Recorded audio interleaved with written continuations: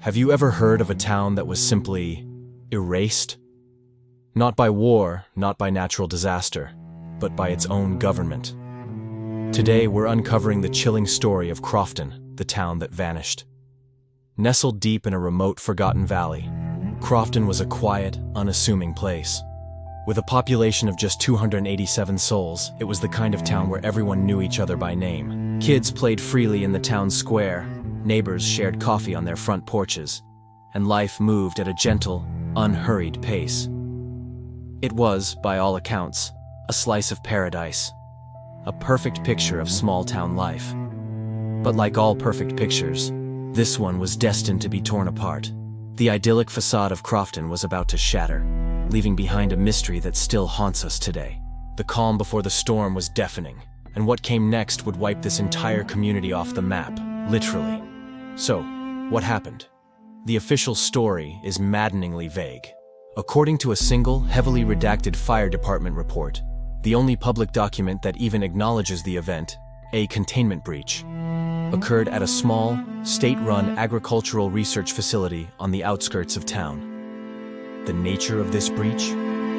It was never specified. The document is a sea of black ink, hiding more than it reveals. What we do know comes from fragmented, unofficial accounts pieced together from ham radio operators in the region before the blackout. In the immediate aftermath of the so-called breach, residents reported a strange, low-frequency humming sound that seemed to come from everywhere and nowhere at once. It persisted, day and night, for a full 72 hours. And then, just as suddenly as it began, it stopped. The world fell silent. Phone lines went dead. Radio signals vanished. All contact with Krofton simply ceased to exist. The town was plunged into a complete and total information blackout. An electronic tomb from which no word would ever escape. This is where the story takes an even more sinister turn. Within a month of the silence, convoys arrived in the valley. But these weren't rescue workers or investigators.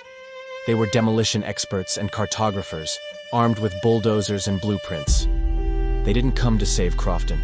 They came to bury it. Systematically, methodically, they dismantled the town, building by building. The church, the general store, the homes where 287 people lived and dreamed. All of it was reduced to rubble and hauled away. The very foundations were ripped from the earth. Once the town was gone, the area was aggressively reforested. New roads were charted to bypass the valley entirely. Most disturbingly, Krofton was meticulously removed from all public and most government records. It was scrubbed from maps, erased from archives, as if it had never existed at all. The erasure was so total, so complete, that today, finding proof of Krofton is like chasing a ghost. This leaves us with a set of chilling, unanswered questions. What was the real containment breach? A volatile chemical? A newly engineered biological agent? Or was it something else entirely? Something that defies our understanding?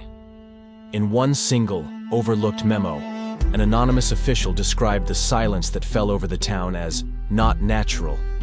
What could that possibly mean? To this day, the area where Krofton once stood is a federally protected, no-fly zone, officially listed on modern maps as a protected wetland. As for the 287 residents, they were officially declared to have relocated. But to where? No records of their new lives have ever been found.